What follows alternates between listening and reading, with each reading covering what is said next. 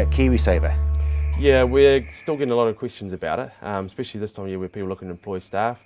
They're a little bit confused about what happens if you've never had staff and put them on. So some of the key things is obviously, if you take a new staff member on, they're automatically enrolled in Kiwisaver. So you have to start making deductions from their pay, and as an employer, you've got to contribute 3% as well. So that catches a few people out because they work out a pay rate, and then suddenly, it's a bit more expensive because I've got to pay extra now. So that's something to think about. Employee can opt out, so they have between 14 and 56 days to get out of the scheme, but they can't just come and say, look, I don't want to be in it anymore. That's not enough. There's actually a proper form they need to fill out, and if you don't get that form, then you have to keep making those deductions no matter what. Even the employee says no, it's up to them to give you that paperwork.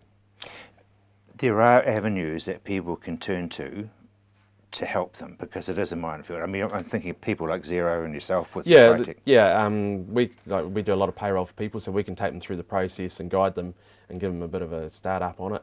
Xero's payroll is quite big as well on that.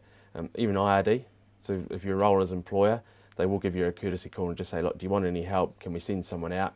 And it's a free service, and it's quite handy sometimes just to have them come out and go through what your obligations are. And they're the friendly guys, aren't they? Yeah, these are the community type officers that are out there. They know exactly what you face as an employer. They're always on the ground with people, and they're not coming to sort of look for other things. They're actually just coming to make sure your job's easy. Exactly, because it is a minefield. I mean, every time you come in, I'm sitting here and reeling.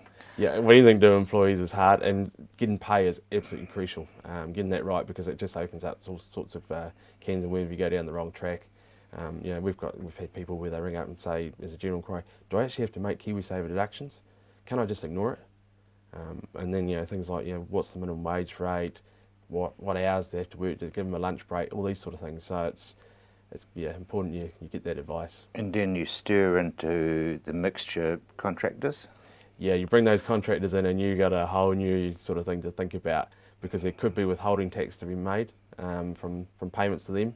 But again, there's a lot of sort of rules around that you've got to take into account. So if you've got contractors, another good time to ring your accountant and just give them, brush up on it. So what's the easiest way? What's the wand that you wave?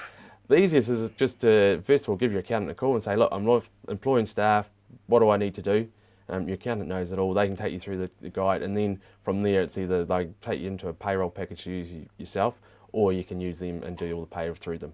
Because you've got different things. You've got withholding tax, you've got PAYE, you've got your Kiwisaver. Yeah, and then there's student loan, and people can have child support. I hadn't thought of student loan. Yeah, so there's all these extras that can come into it. So that's where your accountant can actually take you through all the options you've got to look at. And you can buy packages. You can, yes. Yep, there's a lot of them out there. Some are good, some are bad. But once again, talk to your chartered accountant, because you're not going to sell me something which isn't going to work with you. Yeah, we know what works best for people. And it also depends on the level of staff you've got as well, because some are way over the top. Brilliant. Kerry, thank you very much indeed, as always.